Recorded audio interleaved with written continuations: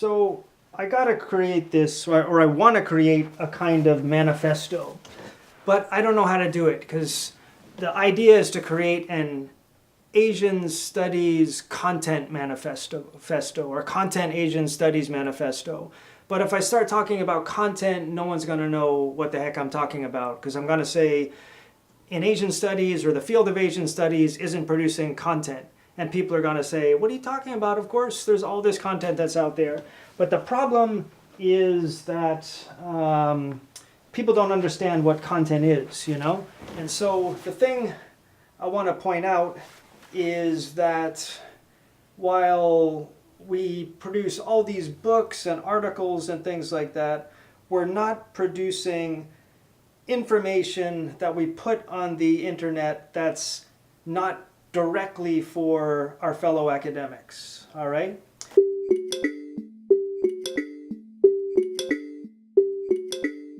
And so if you look at like the business world now, for instance, they'll tell you content is king, content rules, content is everything.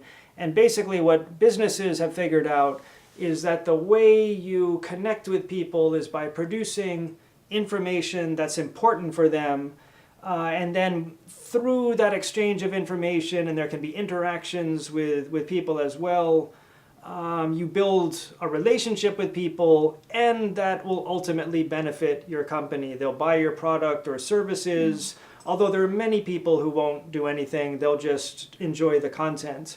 And that is working really, really well for companies and organizations. They've got all these people dedicated to producing content that goes on the internet that meets the needs that people have. Meanwhile, academics are publishing books and articles that go off somewhere and are read by very few people. Certainly expensive to buy too.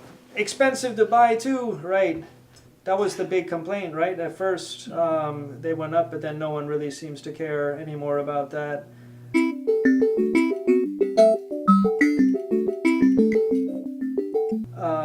Okay, so maybe some people say, okay, we got Academia EDU, we've got ResearchGate, we put stuff on there. But not the whole book.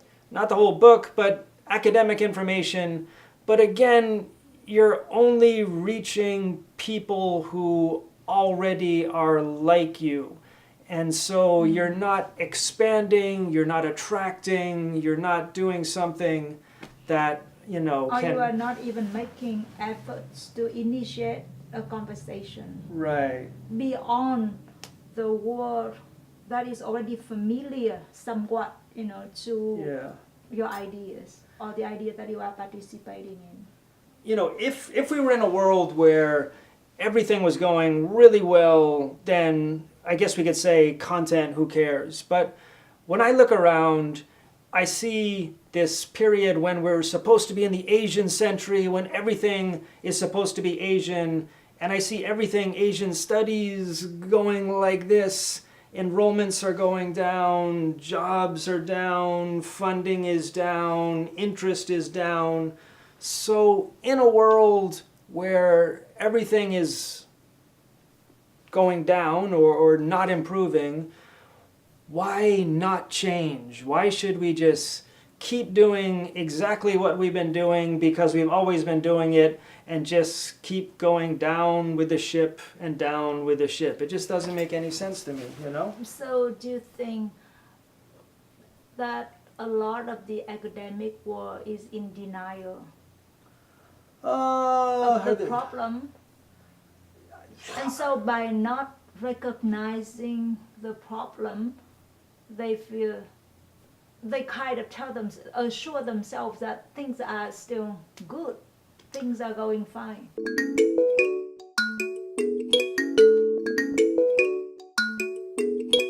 I mean, it's about producing information and putting it in a place and in a way that it can engage a broader cross-section of the world's population. And as educators, we all make the claim that we want education to reach as many people. Then if that's the case, why do we have conferences and close the doors and publish books that no one reads and publish articles that go in journals that are behind paywalls that no one reads? Okay, all of that stuff can remain unchanged, but having things that way clearly isn't making life better for all of us, for universities.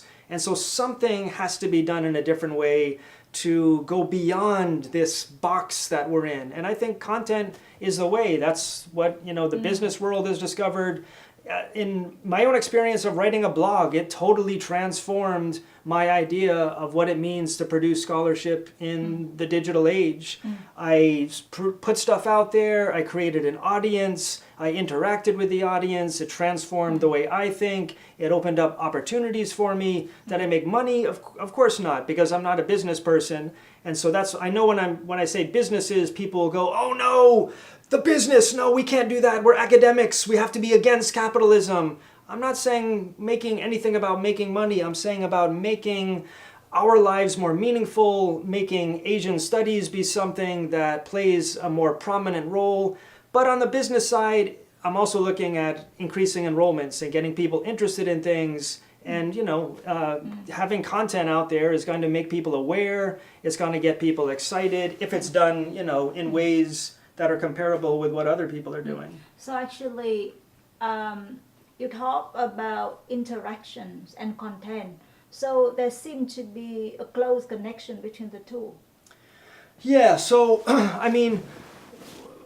to go back to the business world, what they discovered is, before what people did is you had an advertisement, you threw it out to the world and hoped that someone would notice. And of course, most of us don't notice. We on purpose, we shut it all out because we don't want to see that stuff. But if there's, let's say I want to buy a swimming pool, all right? Rather than just waiting for an advertisement to come my way, what I do now is I look for a swimming pool. If I go online and I find a blog, for instance, where this is a famous case where there's someone who's blogging all this information about how to choose a swimming pool, how to install it, the issues you have to think of, the finances.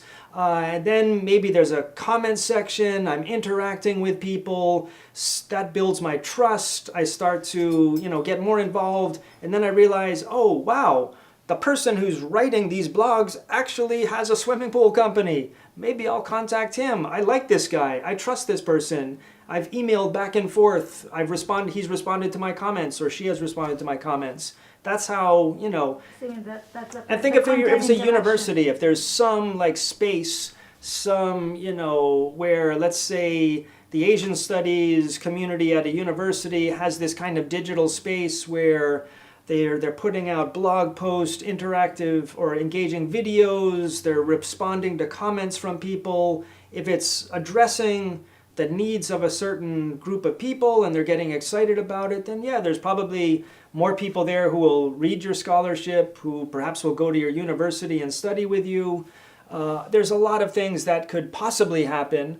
You can't guarantee anything is going to happen, but in continuing to go the way we go now, you can pretty much guarantee that nothing is going to happen. And so something is a lot better than nothing. Right? Yes. Okay. So, but how do you get people to kind of see all this stuff, and where do you start? That's what I'm stuck with, because I want to, I should have in this whole world of content that the business world is into, you have to have a manifesto where you decide, this is what, this is the problem that I see out there, this is my expertise and what I'm going to provide for the people who have that need or that problem. And so, I think the biggest problem I have is that I just don't think a lot of academics even realize that there's a problem, other than that, for some reason students aren't taking my classes, and for some reason there are no jobs, and for some reason there's no money to do things, and too bad. But, we can actively change a lot of that by changing with the society as it is changing. Yeah. Yeah. instead of complaining and not Yeah.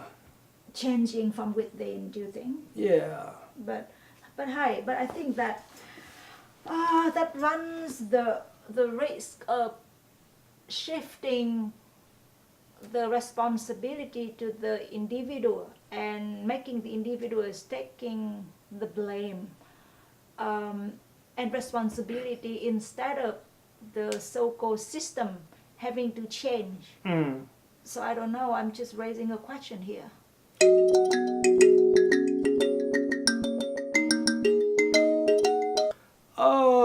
I mean, I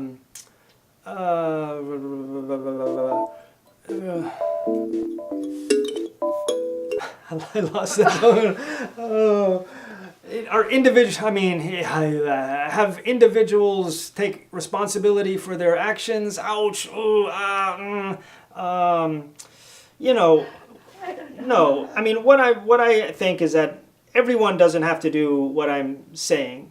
But if some people do what I'm saying, then it has to be better than no one doing what I'm saying.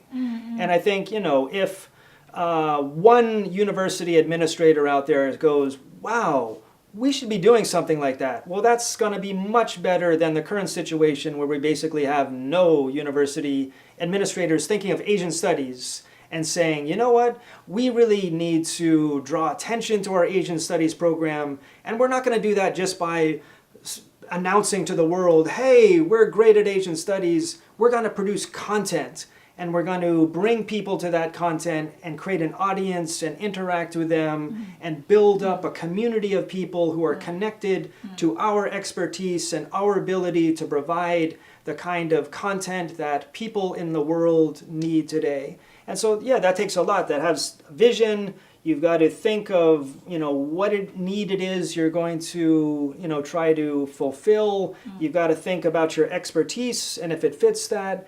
You've got to do it, in a non-generic way. You've got to have a kind of approach to doing it.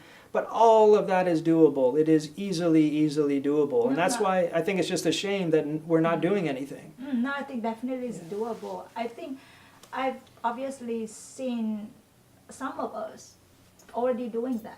Yeah, there are people who are doing some things out there, so it's not all bad. And so, so my idea would then be to on this webpage I want to create, to show people what the problem is by giving kind of clear examples of where things are not working, but then after that, give hope and show ways to change that. And there are some examples out there of people who are doing some things that I think are going in the right direction. All of it can be better, but there's some stuff out there that's definitely taking the right steps. Yeah. So it's Let's do it. Let's do it. The Manifesto. Let's do it. Asian Studies needs content, and we are going to show people that there is this need, and we are going to show people ways to address that need. That is our mission statement. Let's do it.